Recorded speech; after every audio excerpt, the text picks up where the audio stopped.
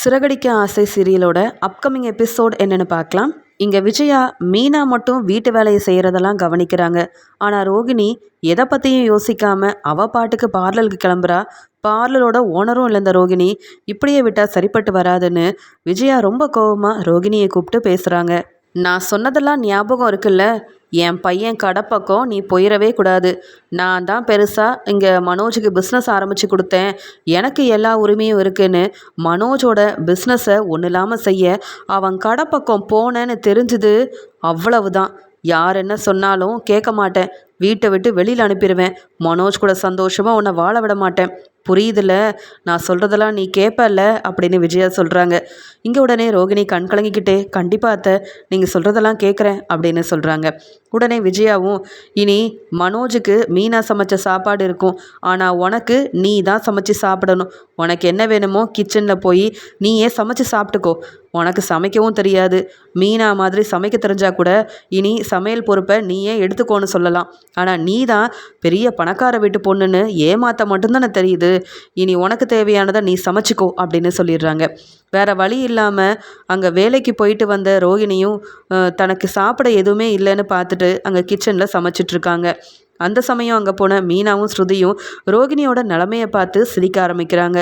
அதுலேயும் ஸ்ருதி, என்ன ரோகிணி, கிச்சன் எந்த பக்கம் இருக்குன்னு கூட உங்களுக்கு தெரியாது, இப்போ இங்கே வந்து என்ன செய்றீங்கன்னு கேட்க, உடனே ரோகிணியும், பார்த்தா தெரியலையா சமைச்சிட்ருக்கேன்னு சொல்கிறாங்க. அதுக்கு உடனே மீனா, என்ன ரோகிணி, உங்களுக்கு தான் சமைக்க தெரியாதே, கொடுங்க நான் வேணால் சமைச்சு தரேன்னு சொல்லும்போது, வேண்டாம் மீனா, வேண்டவே வேண்டாம். விஜயாத்தை இனி நான் சாப்பிட்றதுக்கு நானே தான் சமைக்கணும்னு சொல்லியிருக்காங்க. நீங்கள் எனக்கு உதவி செய்கிறது தெரிஞ்சால் மறுபடியும் பிரச்சனை வரும். வேணுனே தானே என்னை மாட்டி விட்டீங்க, இப்போ என்னவோ அக்கறை இருக்க மாதிரி வந்து பேசுகிறீங்களே மீனா அப்படின்னு சொல்ல, இங்கே ஸ்ருதியும் சிரிச்சுக்கிட்டே, மீனா மீனா விடுங்க மீனா, வீட்டு வேலையெல்லாம் நீங்கள் மட்டும்தான் பார்க்கணுன்னு ஏதாவது இருக்கா என்ன? இந்த ரோகிணியை கிச்சன் பக்கம் கூட வரவிடாமல் விஜயாத்தை எப்படி பார்த்துக்கிட்டாங்க, தலையில் தூக்கி வச்சு கொண்டாடினாங்கல்ல. இப்போ இவங்க நிலமையை பார்த்தீங்களா? சமையல் செய்ய தெரியாமல் ஏதோ அவங்களால முடிஞ்சதை செஞ்சு சாப்பிட்டுட்ருக்காங்க. இப்படி ஒரு நிலைமை ரோகிணிக்கு வரும்னு நானே யோசிக்கல.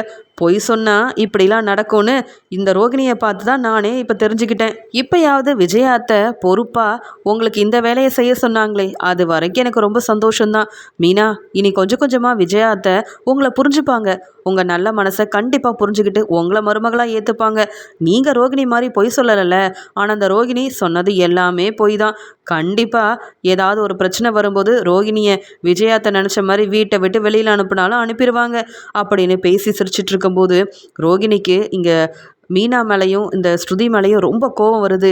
ஆனாலும் பதில் பேசி பிரச்சனையானால் விஜயாத்தை என்ன தானே திட்டுவாங்க அப்படின்னு கோவத்தில் இந்த மீனாவை பார்த்து முறைச்சிக்கிட்டே நிற்கிறாங்க. இங்கே ரோகிணி அவங்களே சமைச்சு சாப்பிட்டுட்டு அங்கே ரூமுக்கு ரெஸ்ட் எடுக்க போக, உடனே இங்கே விஜயா சொல்கிறாங்க, போதும் போதும், ரூமுக்கு போய் ரெஸ்ட் எடுக்க போகிறேன்னு நீ போனதெல்லாம் போதும், நீ வெளியிலேயே இரு. அதான் மனோஜ் சாப்பிட்டுட்டு அவன் ரெஸ்ட் எடுத்ததுக்கப்புறமா நீ அந்த ரூமுக்கு போகலாம் அப்படின்னு சொல்கிறாங்க. இங்கே வந்த மனோஜும், ரோகிணி நீ சாப்பிட்டுட்டியான்னு கேட்க, ஏன் அந்த ரோகிணிக்கு சமைச்சு சாப்பிட முடியாதா? இத்தனை நாள் மீனா சமைச்சு கொடுத்தா, அதை நல்லா தானே சாப்பிட்டா. இனி ரோகிணியை நீ விசாரிக்க வேண்டாம், உன் வேலையை பாரு, அவள் வேலையை பார்க்கட்டும் அப்படின்னு சொல்லிடுறாங்க. மனோஜும் மீனா சமைச்ச நல்ல ருசியான சாப்பாடெல்லாம் சாப்பிட்டுட்டு அங்கே ரோகிணியை ரூமுக்கும் வர சொல்ல முடியாது, ரெஸ்ட் எடுக்கன்னு சொல்லி அவர் பாட்டுக்கு அமைதியாக போயிடுறாரு. இதெல்லாம் பார்க்க ரோகிணிக்கு ரொம்பவே மனசு வேதனையாக இருக்குது. அடுத்த நாள் காலையில் இங்கே வீட்டில் சமைச்சிட்டு இருந்தால் சரிப்பட்டு வராது, எனக்கு ஒழுங்காக சமைக்கவும் தெரியல, பேசாமல் வெளியிலையாவது போய் சாப்பிட்டுக்கலாம், இல்லை வித்யாவோட வீட்டுக்காவது கிளம்பலாம் அப்படின்னு சொல்லி ரோகிணி சமைக்காமல் இங்கே விஜயாவால் வீட்டில் சாப்பிடவும் முடியாமல் பார்லருக்கு கிளம்புறாங்க. இதை பார்த்த விஜயா நினைக்கிறாங்க, இந்த ரோகிணியெல்லாம் இப்படி ஒரு இடத்துல வச்சாதான் சரிப்பட்டு வருவா. நிஜமாவே பணக்கார பொண்ணு, அவள் மூலமாக சொத்தெல்லாம் வரப்போகுதுன்னு நம்பினதுனால தான் வீட்டு வேலையை செய்ய விடாமல் தாங்குன்னு தாங்கினேன். ஆனால் இப்போ என்னை பற்றி நல்லா அந்த ரோகிணிக்கு புரிய வந்திருக்கும், நான் யாருன்னு இவளுக்கு தெரிய வந்திருக்கும், சாப்பிடாம போனால் போகட்டும் அப்படின்னு ரோகிணி மேலே உள்ள கோவத்தில் விஜயா நினைக்கிறாங்க. இங்கே வித்யா ஆஃபீஸ்க்கு கிளம்பிட்டு இருக்கும்போது ரோகிணியும் வித்யாவும் பேசிக்கிட்டே போகிறாங்க. அப்போ ரோகிணி சொல்கிறாங்க, என் நிலமை எவ்வளோ மாறிடுச்சு தெரியுமா அத்தை, நான் சாப்பிடாம பார்லருக்கு போகக்கூடாதுன்னு எனக்கு சாப்பாடெல்லாம் போட்டு கொண்டு வந்து கையில் கொடுப்பாங்க. ஆனால் இப்போ வேணும்னா சமைச்சு சாப்பிடுன்னு சொல்கிறாங்க. ரெஸ்ட் எடுக்க கூட என் ரூம் பக்கம் போகக்கூடாதுன்னு சொல்கிறாங்க வித்யா. இதெல்லாம் என்னால் ஏற்றுக்கவே முடியல, இப்படி நடக்கும்னு நான் எதிர்பார்க்கவே இல்லை. அதுலேயும் இந்த மீனா, இந்த ஸ்ருதின்னு எல்லாரும் நான் இப்படி மனசு வேதனையில் இருக்கிறத பார்த்து சந்தோஷப்படுறாங்க. மீனாவுக்கு சப்போர்ட் பண்ணுற ஸ்ருதி எனக்கு சமைக்க தெரியல, அதுலேயும் விஜயாத்தை என்னை திட்டி அவமானப்படுத்துறதெல்லாம் பார்த்து என்னையே கேள்வி கேட்டு சிரிக்கிறா. எனக்கு அந்த வீட்டில் இருக்கவும் பிடிக்கல, மனோஜை பிரிஞ்சு வாழவும் முடியாமல் ஒரு நிலையில தான் நான் இருக்கிறேன். இதில் என் அம்மாவையும் கிருஷியும் கூட பார்க்க போக முடியல தெரியுமா அப்படின்னு பேசிகிட்டு இருக்காங்க. உடனே வித்யாவும் இதெல்லாம் சரியாயிரும், உன் மேலே உள்ள கோவத்தில் உங்கள் அத்தை இப்படி தான் செய்வாங்கன்னு உனக்கு தான் தெரியுமே. மீனா எந்த தப்பும் செய்யலை, பொய் சொல்லி ஏமாத்தலை, அவங்களையே மருமகளாக ஏற்றுக்கல உங்கள் அத்தை. நீ பொய் சொல்லி நீ எல்லா குடும்பத்தில் உள்ளவங்களும் ஏமாற்றி மனோஜை வேற கல்யாணம் பண்ணியிருக்க. உண்மை தெரிஞ்ச உன் அத்தை உன்னை சும்மா விட்டுருவாங்களா? உன்னை வீட்டுக்கு மருமகளாக வர வச்சதே பெருசு தான். இதெல்லாம் நீ யோசிக்கவே கூடாது, கொஞ்ச நாளையில் எல்லாம் சரியாயிரும் அப்படின்னு ஆறுதலாக பேசிகிட்டு இருக்காங்க வித்யா. இப்படி வித்யாவும் ரோகிணியும் பேசிக்கிட்டே போகும்போது இங்கே ரோகிணி சொல்கிறாங்க, ஒரு நல்ல ஹோட்டலில் போய் சாப்பிடலாம் வித்யா, வீட்டு சாப்பாடை சாப்பிட்டே ரொம்ப நாள் ஆகுதுன்னு சொல்ல, சரி வா எங்கேயாவது ஹோட்டலுக்கு போவோம் அப்படின்னு கிளம்பி போகும்போது மீனாவோட தங்கச்சி சீதாவும் அங்கே போலீஸ் அருணும் ஒன்றா பைக்கில் போகிறத இங்கே வித்யா பார்த்துட்டு ரோகிணி கிட்ட சொல்கிறாங்க, ரோகிணி அங்கே பாரு மீனாவோட தங்கச்சி சீதா மாதிரியே இருக்குது அப்படின்னு சொல்ல, ரோகிணியும் அங்கே நின்று சீதாவை கவனிக்கிறாங்க. ஆமாம், இவங்க ஏதோ ஹாஸ்பிட்டலில் வேலை பார்க்குறாங்கன்னு மீனா எப்பயும் புகழ்ந்து பாராட்டி பேசுவாங்க. இந்த சீதாவாலேயே எனக்கு நிறைய பிரச்சனை வந்திருக்கு, ஆனால் இவன் என்ன யாரோ ஒருத்தர் கூட பைக்கில் போயிட்டுருக்கா, இதெல்லாம் அந்த மீனாவுக்கும் மீனா குடும்பத்தில் உள்ளவங்களுக்கும் தெரியுமா? இவளுக்கு வேற இன்னும் கல்யாணம் ஆகலை, இவ செய்கிறதெல்லாம் மீனாவுக்கு தெரியாமல் ரொம்பலாம் சந்தோஷமாக இருந்துட்டுருக்கா அப்படின்னு யோசிக்கிறது மட்டும் இல்லாமல் இந்த வித்யா கிட்ட சொல்கிறாங்க. உடனே வித்யா சிரிச்சுக்கிட்டே, அப்போ இவங்க 2 பேரும் விரும்புகிறாங்க போல், அதனால தான் வீட்டுக்கு தெரியாமல் இங்கே சீதா அப்படி செஞ்சிட்ருக்கா போல், பரவாயில்ல பரவாயில்ல அப்படின்னு சொல்ல, இதை கேட்ட ரோகிணி, என்ன வித்யா இப்படி சொல்கிற, பரவாயில்லன்னு சொல்கிற, அது எப்படி, இது என்ன சாதாரண விஷயமா? அந்த மீனா என்னை பார்க்கும்போதெல்லாம் சிரிச்சுக்கிட்டே இருக்கால்ல, இன்னைக்கு இருக்குது அந்த மீனாவுக்கு, தான் தங்கச்சி இப்படி ஒரு வேலை செய்கிறான்னு தெரியாமல் என்னை மட்டும் அவமானப்படுத்திட்டு இருந்தா, சரியாக என்கிட்ட ஒரு விஷயம் மாட்டிருக்கு, நான் இதை சும்மா விட மாட்டேன், மீனாவை கேள்வி கேட்டு இன்னைக்கு எல்லாரும் முன்னாடி அவமானப்படுத்த போகிறேன் பாரு அப்படின்னு சொல்ல, அதுக்குடனே வித்யா சொல்கிறாங்க, நீ அமைதியாரு, உன் நிலமையே அங்கே ரொம்ப கஷ்டமாக இருக்குது, இதெல்லாம் அடுத்தவங்கள பற்றி வேற யோசிக்கிற, மறுபடியும் மீனா வழியில் போனேன், நீ தான் தலை குனிஞ்சு நிற்கணும், இதெல்லாம் உனக்கு தேவையில்லாத வேலை அப்படின்னு சொல்கிறாங்க. இல்லை இல்லை, இதுதான் என் தேவையான வேலை அப்படின்னு சொல்லிட்டு அங்கே ஹோட்டலில் போய் சாப்பிட்டுட்டு பார்லருக்கு போயிடுறாங்க ரோகிணி. இங்கே சீதா அருண்கிட்ட பேசிகிட்டு இருக்காங்க, இப்படி நீங்கள் என்னை பார்க்க வருது, நம்ம பைக்கில் போகிறதுன்னு இதெல்லாம் என் மாமா அக்கான்னு தெரிஞ்சவங்க யாராவது பார்த்தா பெரிய பிரச்சனையாயிரும், என் அம்மாவால் இதெல்லாம் தாங்கிக்க முடியாது, நான் ரொம்ப பொறுப்பாக வேலைக்கு போகிறேன்னு நம்பிட்டு இருக்காங்க, நீங்கள் சீக்கிரமாகவே கல்யாண ஏற்பாடை செய்ய உங்கள் அம்மாவை கூட்டிகிட்டு எங்கள் வீட்டில் பொண்ணு கேளுங்க அப்படின்னு சீதா சொல்கிறாங்க. உடனே எங்கள் போலீஸ் அருணும், நீ கவலைப்படாத சீதா, அப்படி என்றைக்கும் நான் உன்னை விட்டுற மாட்டேன், எந்த பிரச்சனையும் வராது, அப்படி பிரச்சனை வர்றதுக்கு முன்னாடி நான் என் அம்மாவை கூட்டிகிட்டு உங்கள் வீட்டில் பேசுகிறேன் அப்படின்னு சொல்ல, இங்கே சீதா இந்த விஷயத்த முதல்ல முத்து மீனாக்கிட்ட சொல்லணும் அப்படின்னு யோசிக்கிறாங்க. அதனால் தான் வேலையெல்லாம் முடிச்சுட்டு வீட்டுக்கு வந்த சீதா இங்கே மீனாவுக்கு ஃபோன் பண்ணுறாங்க, அக்கா உன்கிட்ட ஒரு முக்கியமான விஷயம் பேசணும், நீ அம்மாவை பார்க்க வரும்போது நான் உன்கிட்ட பேசணுக்கான்னு சொல்ல, நாளைக்கு பூ கொடுக்க வரேன், கண்டிப்பாக உன்கிட்ட பேசுகிறேன் அப்படின்னு சொல்கிறாங்க. இங்கே மீனாவும் அவங்க அம்மா கடையில் பூவெல்லாம் கொடுத்துட்டு சீதா இப்படி சொன்னதால் சீதா கிட்ட என்ன ஏதுன்னு கேட்க மீனா பேச போகிறாங்க.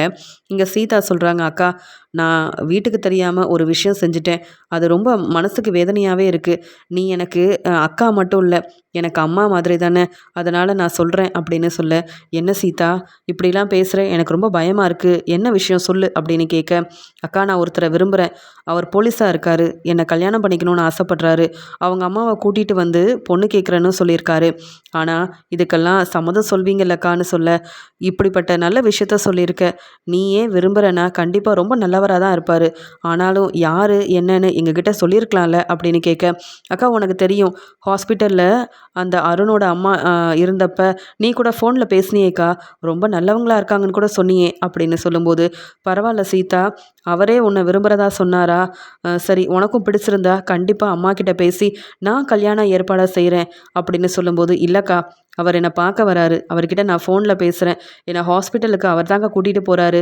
வெளியில் யாராவது பார்த்து அப்புறம் உனக்கு இந்த விஷயம் தெரிஞ்சு என்னை நீ தப்பாக நினைக்கக்கூடாதுல்ல, அதனால தான் சொல்கிறேன் அப்படின்னு கேட்க, கல்யாணத்துக்கு முன்னாடி இப்படி போகிறது தப்பு தான், ஆனாலும் நீ நல்லா படிச்சிருக்க, புரிஞ்சு நடந்துப்பேன்னு நினைக்கிறேன் சீதா, அது மட்டும் இல்லை கல்யாணத்துக்கு முன்னாடி நீ இப்படி வந்து விரும்புகிற அப்படின்றத மற்றவங்க மூலமாக அம்மா தெரிஞ்சுக்கிட்டு அவமானப்பட்டு நிற்கக்கூடாது. முதல்ல அம்மா கிட்ட இதை பற்றி நீயே பேசு, இல்லைன்னா நான் புரிய வைக்கிறேன் அப்படின்னு சொல்லி இங்கே சீதா அருணை விரும்புகிற விஷயம் மீனாவுக்கு தெரிய வருது. மீனாவும் சீக்கிரமாக கல்யாணம் ஏற்பாடு செய்யணும், இங்கே முத்துக்கிட்டேயும் இதை பற்றி பேசணும் அப்படின்னு நினச்சிட்டு ரொம்ப சந்தோஷமாகவே இத்தனை நாள் கல்யாணமே வேண்டான்னு நினச்ச சீதாவே இப்போ தான் ஒருத்தர் விரும்புகிறதா வந்து என்கிட்ட சொல்லியிருக்கா, அந்த அருணையே இங்கே சீதாவுக்கு கல்யாணம் பண்ணி வைக்கணும் அப்படின்னு ரொம்ப சந்தோஷத்தில் இருக்கிறாங்க மீனா. பூவெல்லாம் கொடுத்துட்டு இங்கே மீனாவுக்கு சின்ன சின்ன டெக்கரேஷன் ஆர்டரும் கிடைக்குது. அதுக்கான வேலையை வீட்டில் வந்து செஞ்சிட்ருக்காங்க. இதை பார்த்த விஜயா, என்ன மீனா மறுபடியும் டெக்கரேஷன் ஆர்டர்லாம் கிடைக்குதா அப்படின்னு கேட்க, ஆமாத்த, சின்ன சின்ன டெக்கரேஷன் ஆர்டர் கிடைக்குது, பெருசாக வருமானம் வரலனாலும் லாபமாக 5000 ரூபா 10,000 ரூபா கிடைக்கும் அப்படின்னு சொல்ல, நான் இப்போ சொல்கிறேன் கேட்டுக்க, அந்த ரோகிணி ஒன்ன மாதிரி தான், அதனால் பெருசாக வீட்டு வேலையெல்லாம் நீ இனி செய்ய வேண்டாம், உனக்கு கிடைச்ச டெக்கரேஷனோட நல்லபடியாக பார்த்துக்கோ, வீட்டு வேலையை இனி ரோகிணியும் செய்ய ஆரம்பிக்கட்டும் அப்படின்னு ரோகிணி மேலே உள்ள கோவத்தில் கொஞ்சம் கொஞ்சமாக மீனா கிட்ட மெதுவாக பாசமாக பேசுகிறத பார்த்துட்டு இங்கே வந்து ஒரு பக்கம் மீனாவுக்கு ரொம்ப சந்தோஷமாக இருக்குது. அண்ணாமலையும் சந்தோஷப்படுறாங்க. என்ன விஜயா, எப்பயுமே ரோகிணியை தான் விட்டு கொடுக்காம பேசுவேன், இப்போ என்ன மீனா கிட்ட சந்தோஷமாக பேசுகிறேன்னு கேட்க, ஏங்க நான் பேசுகிறது உங்களுக்கு சரின்னு தானே தோணுது, அந்த ரோகிணி வெறும் ஸ்டாஃபாக வேலை பார்க்குறா, அவளுக்குன்னு ஒரு பார்லர் கூட இல்லை, அவளுக்கு சொத்தும் வரப்போகிறதில்ல, பார்லரோட ஓனரும் இல்லை. ஆனால் மீனா அப்படி இல்லைங்க, படிக்கலனாலும் டெக்கரேஷன் ஆர்டர்லாம் எடுத்து செய்கிறா, அவளுக்கு கீழே நிறைய பேர் வேலை பார்க்குறாங்க, இவ சம்பளம் கொடுக்குறாங்க. அப்படி இருக்கும்போது அந்த ரோகிணியை விட மீனா எதுலேயும் குறைஞ்சவ இல்லைன்னு நான் நல்லா புரிஞ்சுக்கிட்டேங்க. இந்த ரோகிணிக்காக வீட்டில் யார்கிட்டையும் சொல்லாமல் பணத்தெல்லாம் ஏற்பாடு செஞ்சு கொடுத்து அந்த பார்லரோட ஓனர் ஆக்கினேன். ஆனால் பார்லரோட பேரை மாற்றுறது மட்டும் இல்லாமல் பார்லரையும் கொடுத்துட்டு பணத்தை வாங்கின இந்த ரோகிணியை எப்படிங்க என்னால் ஏற்றுக்க முடியும்? ஆனால் மீனா என்கிட்ட பொய் சொல்லலையே, அவள் என்னை ஏமாத்தலையே, அவளுக்கு தெரிஞ்ச வேலையை செஞ்சு அவள் முன்னேறிக்கிட்டே தானே இருக்கா. நீங்கள் சொல்கிற மாதிரி மீனா வந்ததுக்கப்புறம் முத்துவும் நல்லா சம்பாதிக்க ஆரம்பிச்சிட்டான்.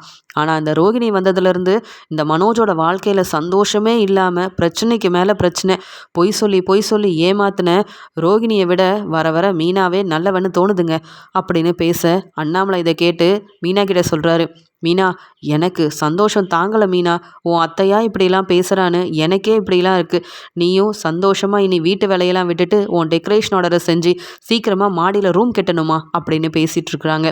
இது எல்லாத்தையுமே கேட்டுகிட்டே ரோகிணி வீட்டுக்குள்ளே வர இங்கே விஜயாத்தை ரொம்ப மனசு மாறிட்டாங்க. இப்போ என்னை பார்த்தா அவங்களுக்கு பிடிக்கல, ஆனால் மீனா வந்து பெரிய டெக்கரேஷன் ஆர்டர் எடுத்து செய்கிறதுனால மருமகளாக வேற நினைக்க ஆரம்பிச்சிட்டாங்களா, என்ன நடக்குமோ தெரியல இந்த வீட்டில் அப்படின்னு ரூமுக்கு போகும்போது விஜயா சொல்கிறாங்க, உனக்கு தேவையானது சமைச்சிக்கன்னு சொன்னல, காலையில் சாப்பிடாமையே போனியே, அதே மாதிரி சமைக்க முடியலன்னா இந்த வீட்டில் உனக்கு யாரும் சமைச்சு கொடுக்க மாட்டாங்க, புரியுதில்லன்னு கேட்க, இல்லத்த நான் சமைச்சு சாப்பிட்டுக்கிறேன் அப்படின்னு சொல்கிறாங்க. மீனா டெக்கரேஷன் ஆர்டர் செஞ்சிட்ருக்கிறத பார்த்து இங்கே ரோகிணி முறைக்கிறாங்க, ரொம்ப கோவப்படுறாங்க. நம்மளை விட இவ அதிகமாக சம்பாதிக்கிறா அப்படின்ற திமிரில் தான் இந்த மீனா இப்படி என்னை வசமாக மாட்டி விட்டு அவமானப்படுத்திக்கிட்டே இருக்கா.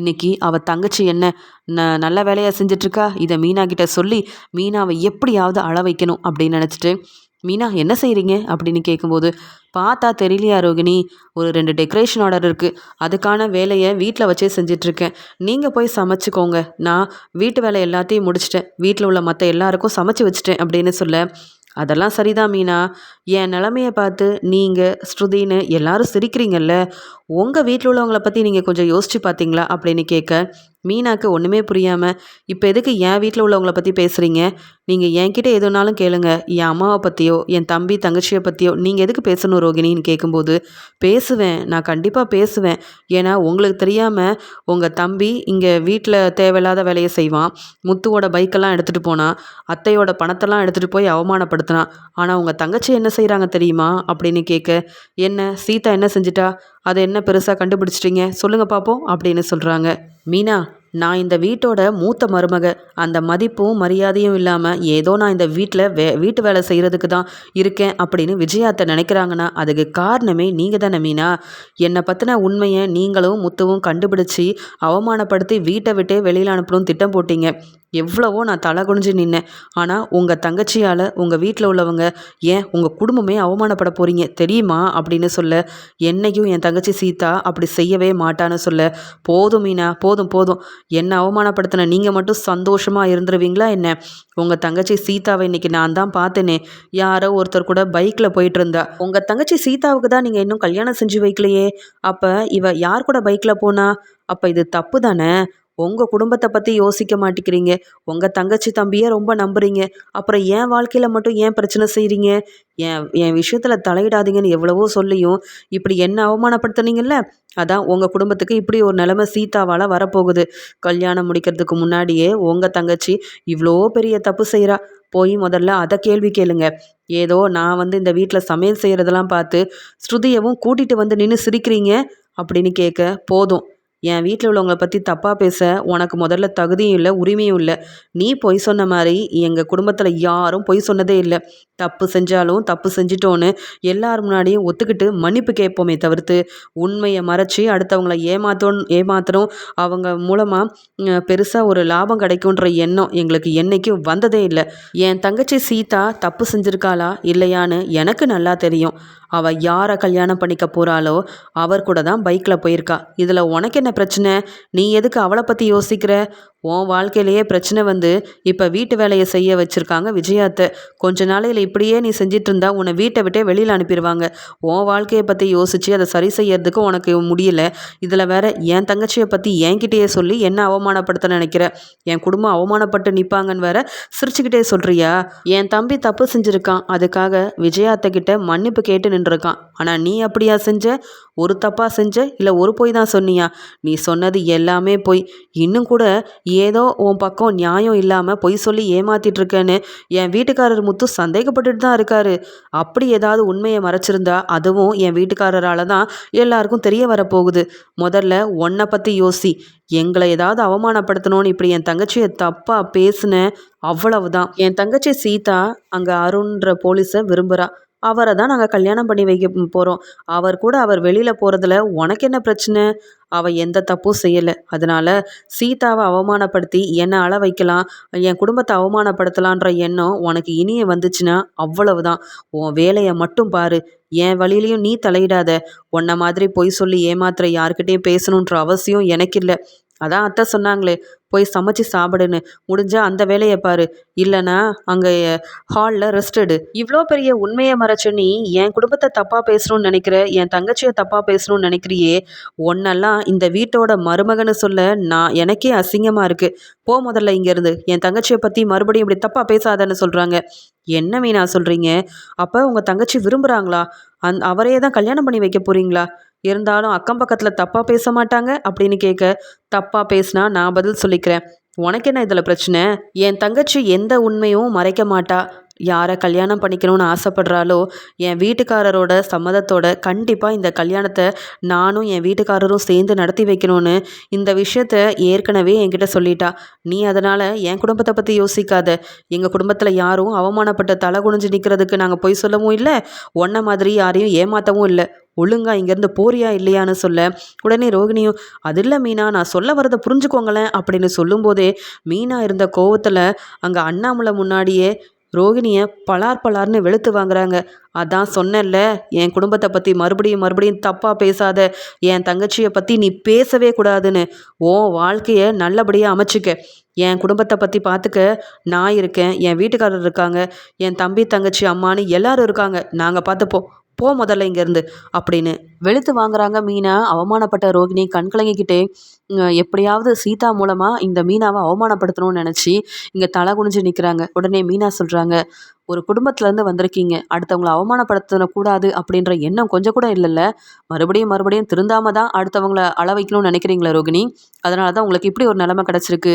அப்பா இருந்தார், பெரிய பிஸ்னஸ் செஞ்சார், மலேசியாவில் நிறைய பணம்லாம் இருக்குது, சொத்து வரப்போகுதுன்னு பொய் சொன்ன உங்களுக்கெல்லாம் குடும்பத்தோட அருமை பெருமை எப்படி தெரியும்? பொய் சொல்லி எப்படியாவது மனோஜை கல்யாணம் பண்ணிக்கணும்னு நினச்ச உங்களுக்கெல்லாம் என் குடும்பத்தை பற்றி பேச எந்த ஒரு தகுதியுமே இல்லை. என் தங்கச்சிக்கு எப்படி ஒரு நல்ல வாழ்க்கையை அமைச்சு கொடுக்கணும்னு எங்களுக்கு தெரியும். ஏன்னா எனக்கு அம்மா தம்பின்னு என் வீட்டுக்காரர்னு எல்லாருமே இருக்காங்க. எனக்கு உங்களை மாதிரி இல்லை, நிறையா சொந்தக்காரங்கள்லாம் இருக்காங்க. எங்களை பற்றி கவலைப்படாதீங்க ரோகிணி. எனக்கு ஒரு பிரச்சனைனா என் வீட்டில் உள்ளவங்க வந்து நிற்பாங்க. ஆனால் உங்களுக்கு அப்படி இல்லை.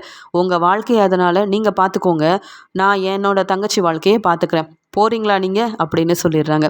மீனா இப்படி பேசுவாங்க, அவமானப்படுத்துவாங்க, அண்ணாமலை முன்னாடியே பலார் பலார்னு வெளுத்து வாங்குவாங்க அப்படின்னு எதிர்பார்க்காத ரோகிணி அழுதுகிட்டே கிச்சனுக்கு போகிறாங்க. நான் இந்த மீனாவை அவமானப்படுத்தலான்னு நினச்சேன், இந்த சீதாவை பற்றி ஏதாவது தப்பாக சொல்லலாம்னு நினச்சேன். ஆனால் அதுக்குள்ளே மீனா என்னென்னவோ பேசி என்னையே திட்டி நான் நிறையா பொய் சொல்லி ஏமாத்திருக்கேன்னு சொன்னதையே சொல்லி அவமானப்படுத்திட்டாங்களே அப்படின்னு இங்கே கிச்சனுக்கு போன ரோகிணி அழ ஆரம்பிக்கிறாங்க. அப்போ தான் அண்ணாமலை சொல்கிறாரு, பாத்தியாம்மா மீனா, ஒன்று இந்த விஜயா இப்படி உன்கிட்ட பிரச்சனை செய்கிறா, ஆனால் விஜயாவே உன் நல்ல மனசை புரிஞ்சுக்கிட்டு கொஞ்சம் கொஞ்சமாக திருந்திட்டு வரா. ஆனால் இந்த ரோகிணி பொய் சொல்லி ஏமாத்தினாலும் அடுத்தவங்களை அவமானப்படுத்தணுன்ற எண்ணம் மட்டும் போகவே இல்லை. பார்த்தியா, ரோகிணி என்னைக்கு தான் திருந்துவாளோ தெரியல. ஆனால் ரோகிணி செஞ்ச இந்த வேலைக்கு நீ சரியான பதில் கொடுத்தமா மீனா.